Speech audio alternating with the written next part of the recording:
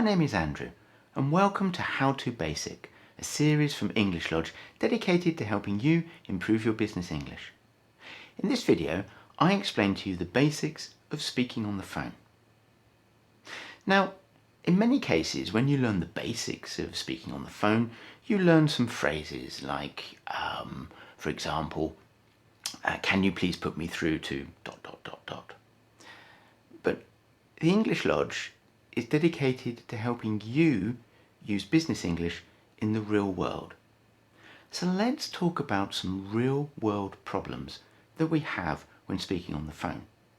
And these real world problems are often higher stress levels. We find it harder to speak on the phone than face to face.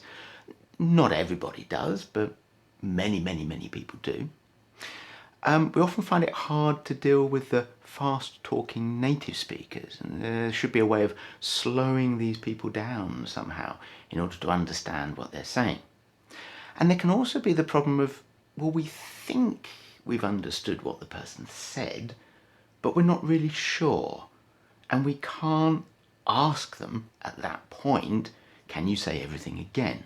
And so we need some kind of system for dealing with that problem as well.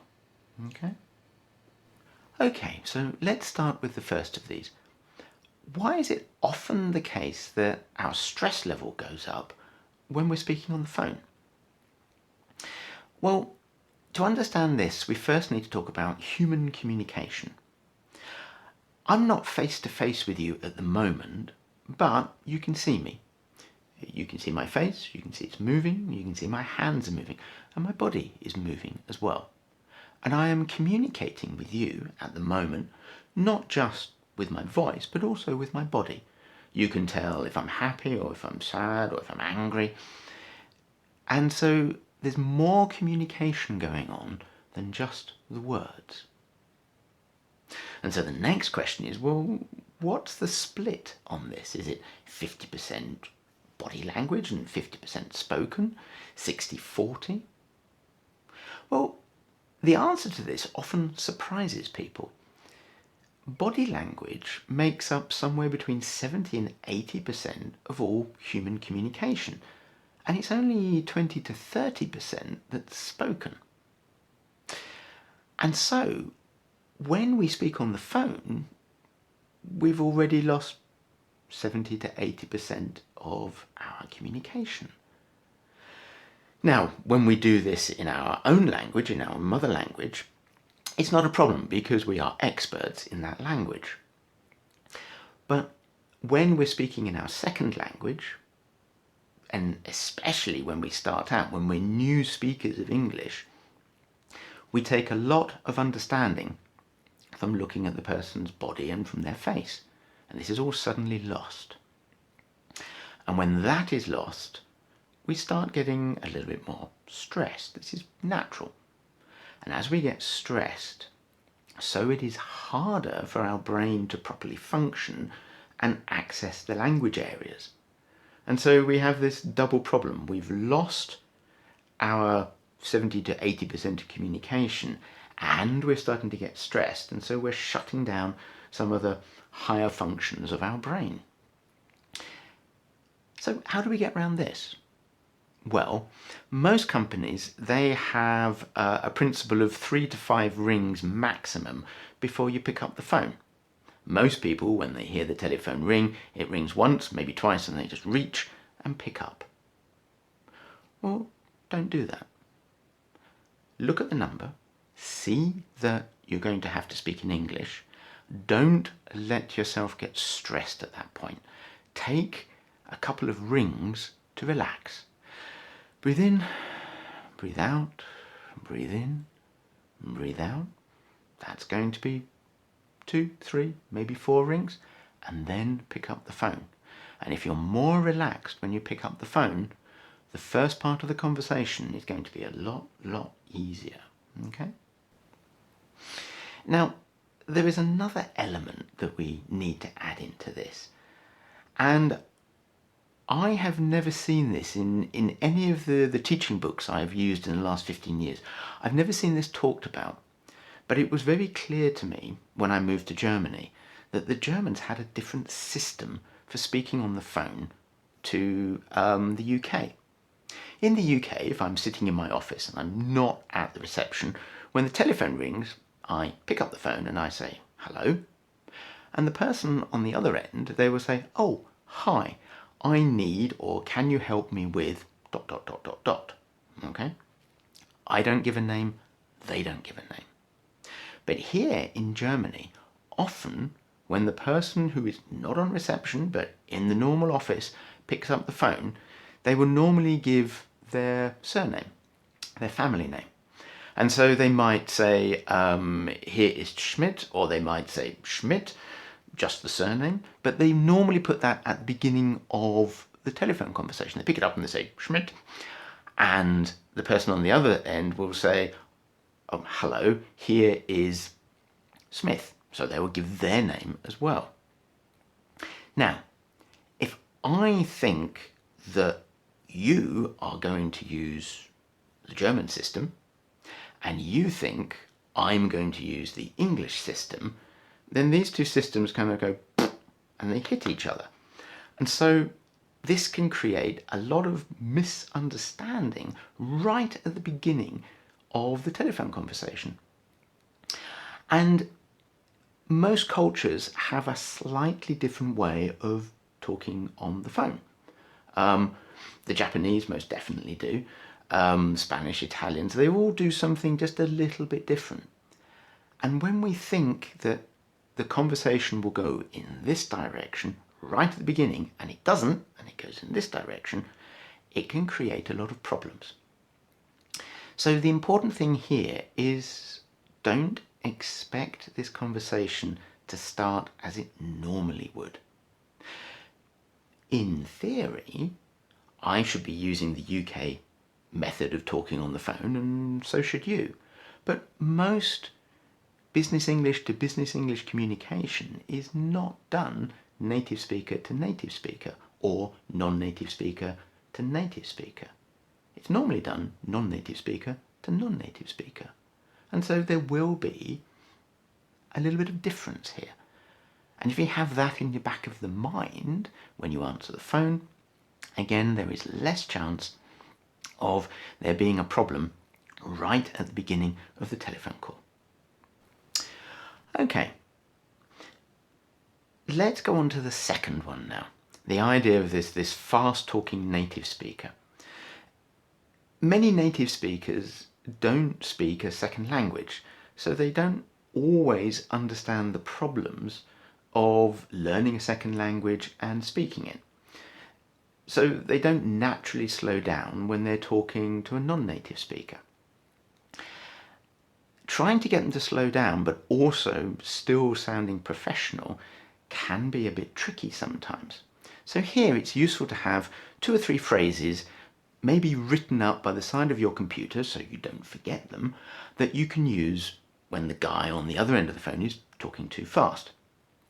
Now, a very native speaker phrase when you don't hear something is to say, I'm sorry, I didn't catch that. Okay? And so if you have that written up by the side of your computer, I'm sorry, I didn't catch that, when you say that to the other person, they will repeat what they said, or they will say it in a different way, or they will say it slower. And so here, without saying, I'm sorry, my English isn't very good, you can get the person to rephrase what they said or slow down. Another good technique for getting the native speaker to slow down is not to talk too quickly back to them. It's often the case that conversations reflect the other person. And so as one person goes faster, so the other person speaks faster. As one person slows down, so the other person slows down. If you always speak slowly to them, not too slowly, because you don't want to sound stupid, but as long as you keep this kind of speed of conversation and you ask them, so I'm sorry, I didn't catch that, or could you say that again, please? And if you keep it nice and slow, then they should also slow down. The other important thing to remember here is not to be afraid to say, if you still don't understand them, I'm sorry, I don't understand you. My English isn't that good. Could you speak a bit more slowly, please? There's absolutely nothing wrong in saying this. It's not saying that you're not good at your job. It's just saying that your English is not as good as a native speaker. That's all you are doing there. Okay? Sometimes the telephone conversations just go wrong. This happens. It's life. Maybe I was too stressed before I picked up the telephone call. I had a very, very stressful day. I didn't have a chance to relax because the telephone was already ringing before I got to it. Maybe the guy is just talking too fast, or he has a very strong dialect or accent, and I just don't really understand him.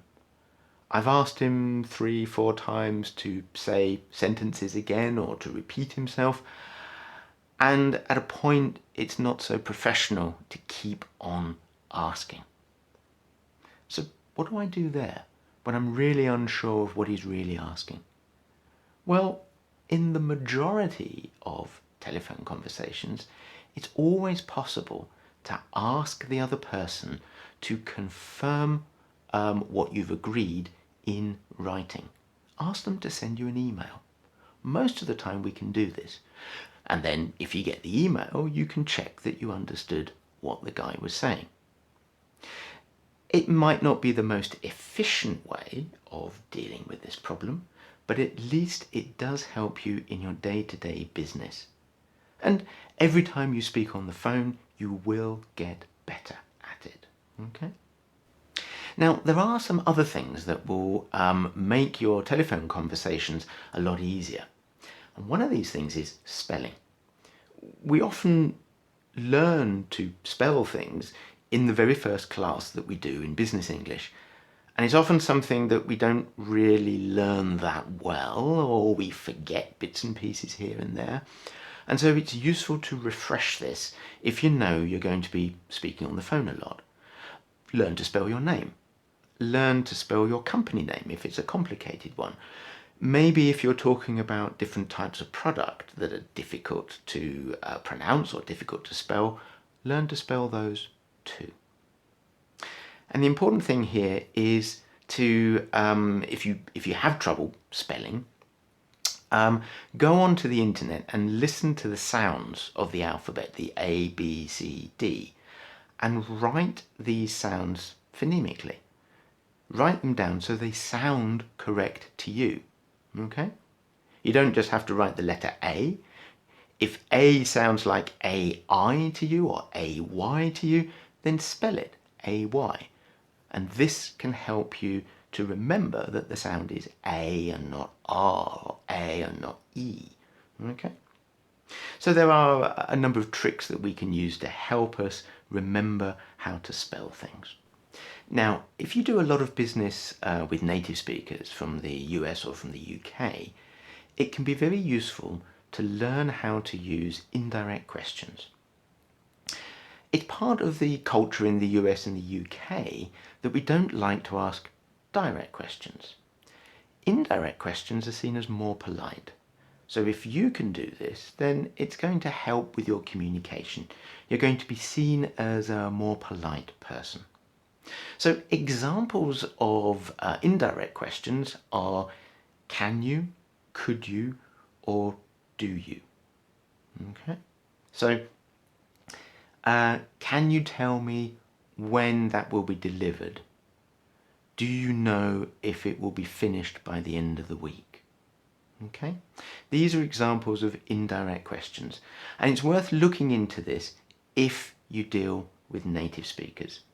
If most of the time your English business is done non-native speaker to non-native speaker, then really it's not so important. Okay? So if you've enjoyed this video, then why not check out my on-demand and free-to-view channels, which you'll find in the links below.